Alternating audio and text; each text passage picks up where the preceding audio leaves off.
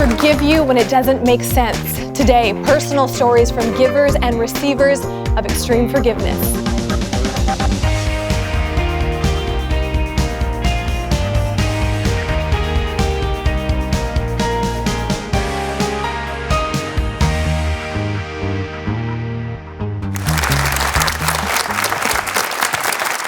Well, 8 days after a drunk driver killed his wife, NBA coach Monty Williams publicly offered forgiveness to that driver.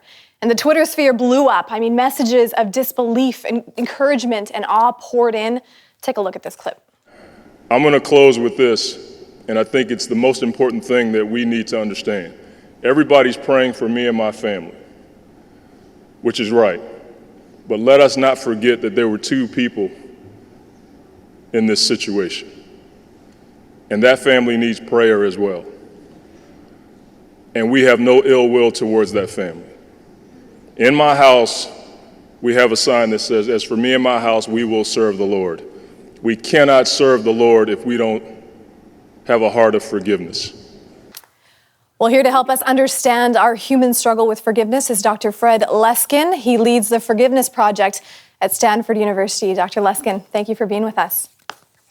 You're very welcome. Now, Dr. Luskin, you've worked with combatants from Northern Ireland. I mean, you've worked with victims from 9/11. Tell me why you made forgiveness, your academic pursuit. You know, forgiveness is never just an academic pursuit. It's always a heart-centered pursuit. We've just done it at a university. But the bottom line for forgiveness is just how devastating people can be hurt, and how if they don't get some help or have a religious something, they suffer for a very long time. Doctor, I think it's easy to sometimes say the words, "I forgive you," but then to actually mean that, what scientifically have you found is the timeline for actually meaning that? We just heard a clip from Monty Williams who forgave 8 days after his wife's death.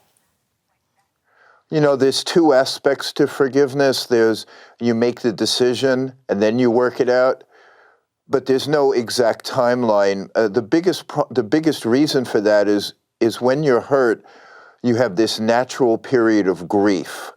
And for grief time, all the painful emotions, anger, fear, sadness, disillusionment, they're all appropriate. Forgiveness comes when grief has run its course or has peaked, and forgiveness is the way that you release that grief. You say, "I've suffered, but I don't need to suffer endlessly moving forward."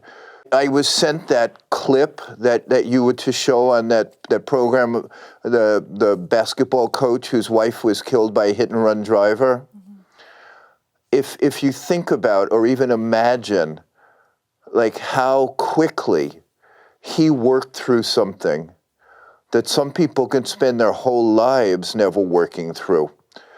You can just see in that one context the amount of life available to him that might not be available to literally thousands of people. Let's talk about that life. Let's talk about the benefits that you've researched and seen in your work from forgiving someone, from letting something go.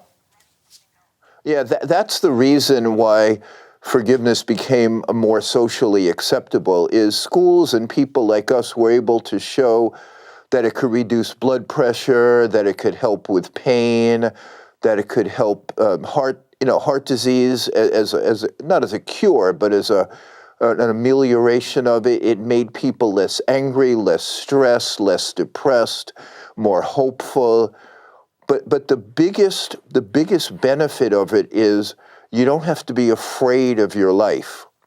So many people, when they don't forgive, they live kind of tense and afraid that something's going to happen again that I can't handle. And so they live constricted or mistrusting or tight. And that's the biggest damage that unforgiveness does. It shuts us down. Doctor, I want to ask about the difference between forgiveness and justice. Because if you forgive someone, does that mean you stop seeking justice and let it go to that extent? No, not at all. And that's one of the handful of biggest misperceptions about forgiveness, that what you do with forgiveness is you cleanse your heart. but you don't necessarily eliminate your mind. And so if somebody committed a grave crime or an injustice, you have every right to seek justice and recompensation, but you don't do it from the point of view of them being an enemy. You do it because it's the right thing to do. And you do it in a way that your insides are not being eaten up alive. Doctor, for me as a Christian, forgiveness is directly tied to my faith. I forgive because Christ forgave me first. But what about for other people out there who don't believe that? I mean, where does that word, even forgiveness, come from? Well, a lot of Christians don't believe that either by the way they act. So it's not so simple to just say that, because Jesus died for me and professed forgiveness, that I can do it. In fact, it's very, very difficult. Some people, I would say the majority of people that I meet forgive because they get so tired of their pain and they can't think of any other way out of the box of pain. They can't. And so at one moment they just go, I can't take it. I give up. It's like enough. I can't hold this in the way I've been holding it. I do meet a subset of people like that amazing coach that you sent me that beautiful thing on, who, because they have a deep religious background, they have done something called pre-forgiving. That means because of their religion, they have practiced in their mind what will happen if they ever need forgiveness. Mm-hmm. And so the decision has already been made, and the practice, which leads to kind of brain patterning, is already there. So when the horror happens, they've already done that in some ways. That's how you can see what might look like a miracle, but is actually a rehearsed action, as on that YouTube video. Dr. Lustin, I want to ask you about the practical application of forgiveness in your life. Is there something that you can think back to that it has really helped you release and let go of things when you forgave someone? Is there one moment that you can think back to? For me, I'm just going to make this semi-humorous, but one of the hardest things for me to forgive was I had a difficult mother-in-law. And, there were times when it was really and I simply had to, like millions of people do, talk to myself and say, hey, this is your life. You adore your wife. Forget it. Let it go. But what I'm trying to get at through that example is most people use forgiveness to its best in people who are close to them that they have to see again. It's much rarer when something awful like a drunk driver thing happens, but it's very common to have to forgive parents and children and best friends and business partners. And if you ask for the practical applications of forgiveness, that's where it's most powerful. Fred, thank you so much for sharing your findings with us today. Well, thank you. I appreciate any time anybody promotes forgiveness.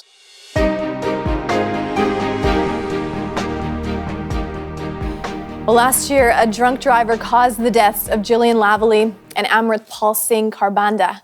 Now, Jillian left behind a grieving mother and father. She also had an older sister who joins us now.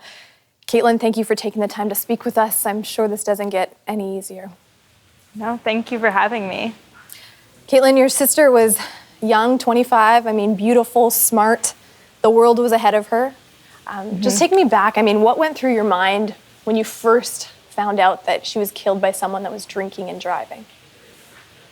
To be honest, it was utter shock. You kind of get stuck in the moment of the fact that she's just dead.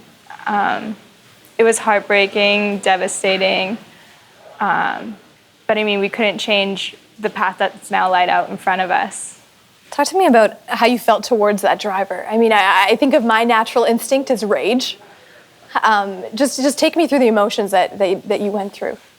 Totally, and rage is, I think, a very common emotion. I feel very lucky that wasn't my first emotion. My first was, I need to take care of my family. I need to be there for my parents. I need to be strong. I need to reflect on the beautiful life my sister lived.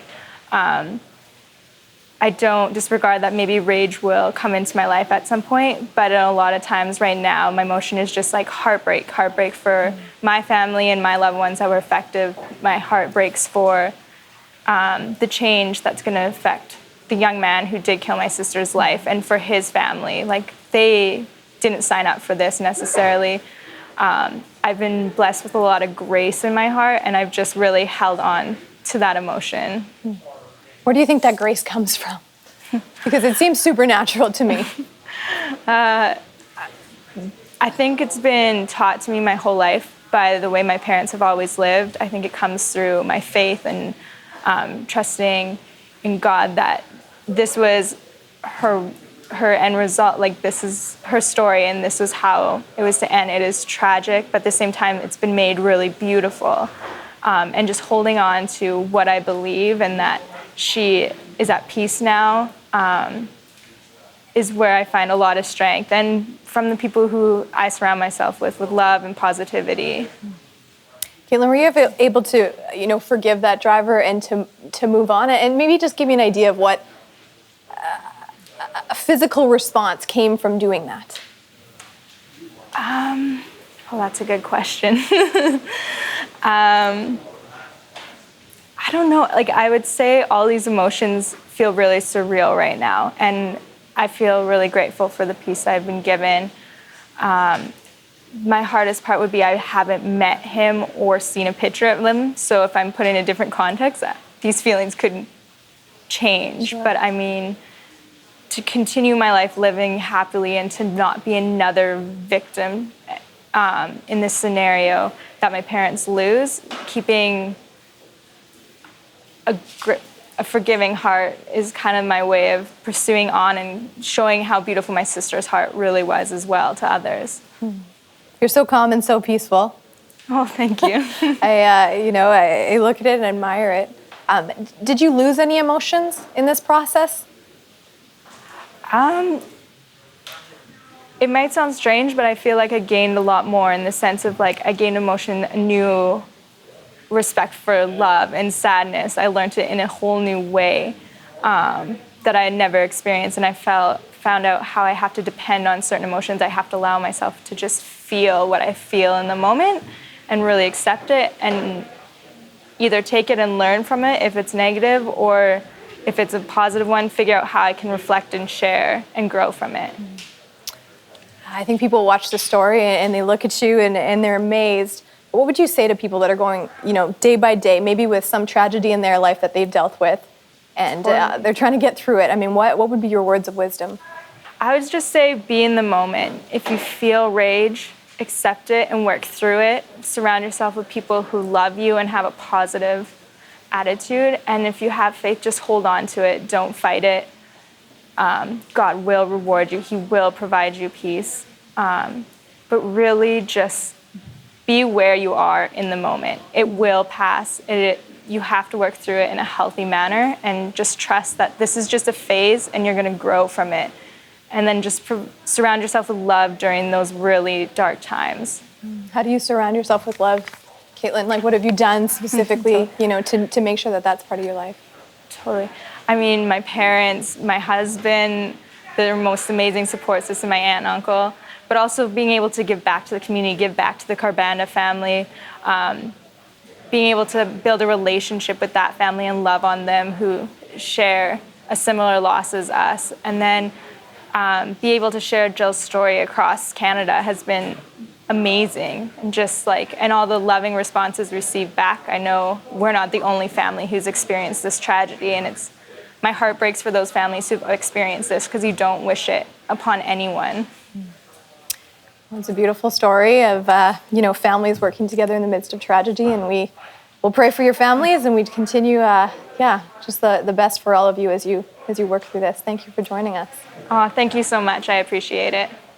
That was Caitlin Lavallee. She is the older sister of Gillian Lavallee, who was killed last year in a car accident in Calgary. She joined us from Vancouver today. Saying I forgive you, it may be the hardest phrase in the English language. You have a question for our audience at home on this topic, Sheldon. Well, on the topic of forgiveness, we are asking you this. What is the toughest thing you've ever had to forgive? Sharon contacted us on Facebook saying that she thinks the toughest things to forgive are betrayal of trust or a loss of innocence, but that public discussion is not always helpful.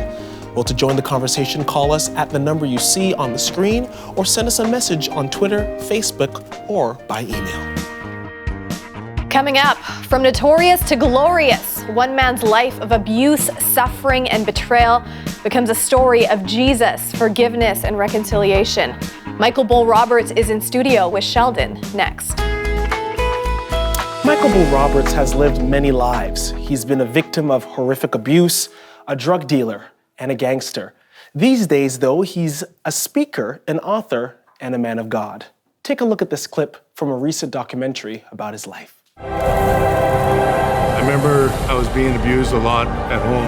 I remember times when he picked me up by the neck, punched me. But you could tell that something wasn't right with Mike. He was one of the big guys, and he was a drug dealer.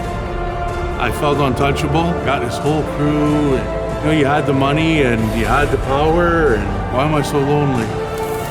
They beat me down with baseball bats, and one comes back and puts a gun to my head. And to see him standing over me, it broke my heart. I look up and I said, fine, God, you win. The one thing I want is to feel love once, just pure love.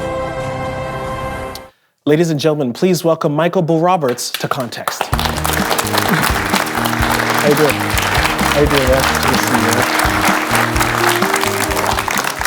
You were brutally bullied as a child and a young man. So give us a picture, for those who may not be familiar with your story, of the kind of man you became. Well, that's it, right? Like when I come out of that hospital, I never did receive any treatment or help or anything. There was diagnosis after diagnosis, but never anybody to ask exactly, what's wrong with you, what happened to you, or anything like that. So I took that anger to the streets, and, like I said, I became a violent offender. I took that, when I first started fighting back, I found out I could fight. I didn't stop, and I just took my hate out onto the world and just, destruction in any way I could. Getting involved with the gang and the whole Hitler ideology, and that at first wasn't something I was feeding into. I didn't have much education or anything like that. I had grade 7, but I mean, I knew about the wars and all this stuff, but I didn't know the Hitler ideology and all this stuff. And all I knew is that, the swastika and that whole Hitler ideology put fear into people. So when I got involved with different white supremacist crews over the years and stuff, putting the swastika on me and stuff gave me that power and gave me that control of people, like, putting that fear into people that, because my whole childhood, I was the one that was afraid, I spent 11 months in solitary confinement one time where I was beaten and raped all the time and stuff, so I always had fear.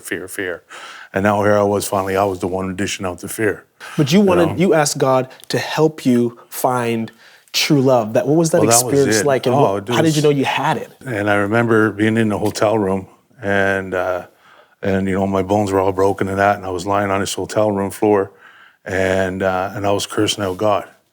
And where were you when I was a little boy, rocking back and forth in my bed, begging for my brother or my dad or nobody to come in there? Or where were you when I was in the mental institution? Where were you when I was in prison, living on the streets? Or, where are you now? And I couldn't get off the floor. I had a fractured spine, my leg was busted up, 3 broken bones in my arms, hands crushed, severe brain damage, and everything, and I'm lying there, and I just started to give up, and I was somebody that couldn't be broken, and I gave up, and I said, if I can get to that bathroom, I'm going to cut my throat and bleed out here on the floor. I'll be done with it. I said, before I die today, I want to know what real love is. And I've told this story, a million times in the last 8 years around the world, and always the same, as I can't explain what happened, whether it was God's hand or if it was Jesus Christ himself on that floor with me, or if he sent an angel, but I felt something holding me on the floor when I was falling apart. And I remember I just broke, I just started bawling, and I felt this love, and I felt so ashamed that I ever doubted there was a God. And I could never go back to what I was. You're on the hotel room floor, there's a transformation. asking you now, have you forgiven your abusers, and what has that experience of forgiveness been like? Well, absolutely incredible. I mean, when I was on that hotel room floor, one of the things I felt was forgiven. Right? I felt that God put that forgiveness in me. I had no doubt that I was forgiven for every rotten thing I'd ever done. Because as much as I had a lot of bad stuff happen to me, I dished out a lot of bad stuff as a gangster too, right? So I don't deserve too much sympathy, you know? And so like the forgiveness, like when people ask me forgiveness now, the joy to be able to, knowing that I've been forgiven so much, to be able to give that gift to them and say, hey, you don't have to be burdened with this anymore. What you did to me years ago, it's all good, whatever, you know? And every time I released, you know what? My diabetes is not scientifically proven, but, you know, my health issues are under control now. Let me ask you this. Some people forgive when they see that person that they've had trauma with, it comes back to you. When you look at yourself in the mirror, you talked about the tattoos. Does it bring you back? And what is that like? I can't look in the mirror. I still haven't been able to forgive myself. I've forgiven all my abusers. I've forgiven anybody that's ever hurt me. I've gone back to forgive these people and that, right? And I've gone out and asked for forgiveness. You know, I've toured Europe. I went to the gas chambers. I've spoken in a Jewish synagogue in Oakville and asked for forgiveness from Holocaust survivors, from the Jewish people, and was able to embrace the Jewish people there and receive forgiveness from them. And anyway, I wanted to go to Africa. I wanted to work in the slums. And when I was there, I said, what gift can I give these people? I don't know what to do, right? Because I don't have money, I don't have anything. How can I bless these people? And I thought about it, and I figured, you know, when I was in Finland last year, there was a theologian, a very, very smart man, and we talked about how theologians treat me here in Canada. You know, they don't think I'm smart enough, right? I'm not a biblical scholar in that, right? I live basic Christianity. I was hungry, you gave me to eat, thirsty, you gave me to drink. Above all else, love one another. I don't care if you're gay, if you're a Jew, if you're what you are, right? My Bible says love one another. It doesn't say accept. I joined in the middle of a service, and it was in Finnish, and he stopped in the middle of the service, and these two young guys came forward, and they took off my shoes, and he got down and washed my feet, and he said, the next time a theologian tears you down, you remind him of this day when a theologian washed your feet, right? And it was so powerful to me. And so when I was sat there in this meeting in Africa, and it was with all the people that serve in the ministry there, and I said, what can I do for these people? And all I could think was, you know, I need to wash their feet.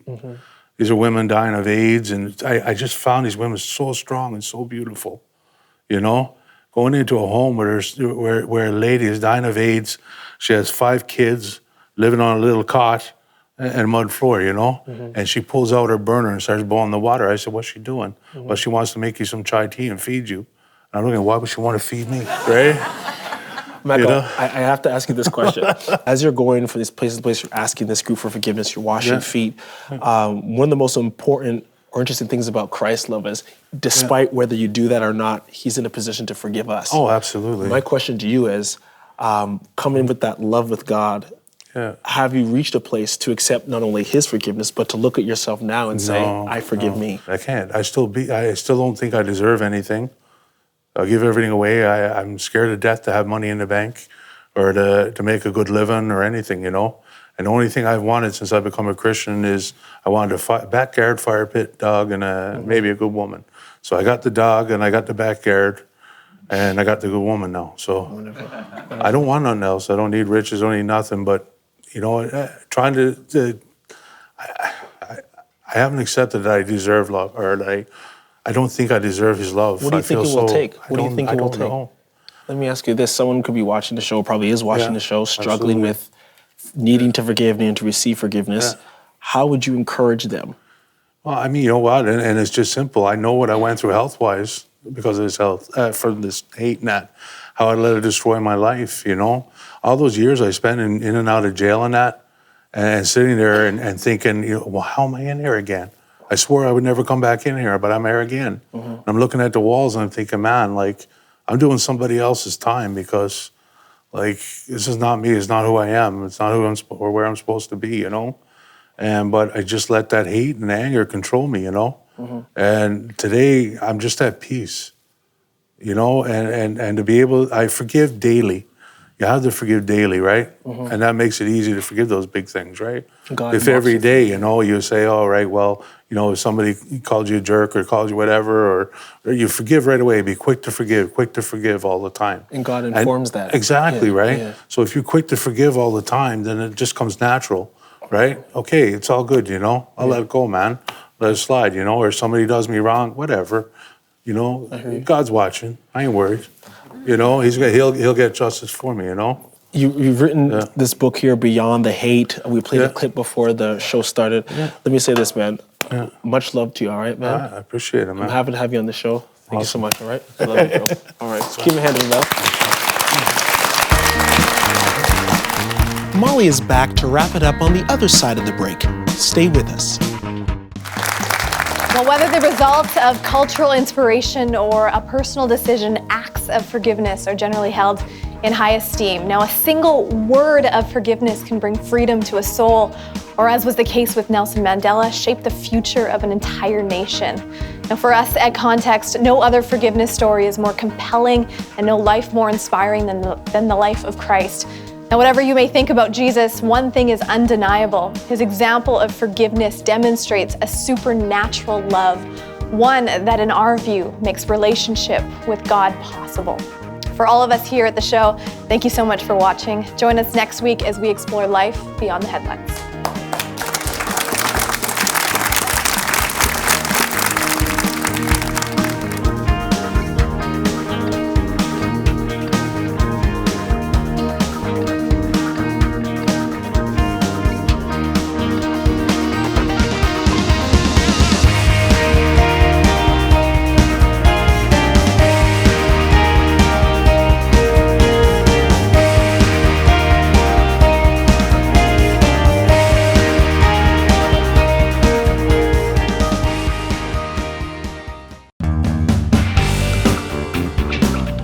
Well, we have more news for you online at Context. Now, these are the stories you won't find on TV, but it's a daily delivery for your phone, iPad, or computer. Here's a few of them. In responding to the Syrian crisis, many Canadians want to care for refugees, but are afraid of what this might mean for Canada's future. Professor John Stackhouse deals with this tension on the block. The future of doctor-assisted dying in Canada is being written right now. What safeguards are being put in place, and are the vulnerable at risk?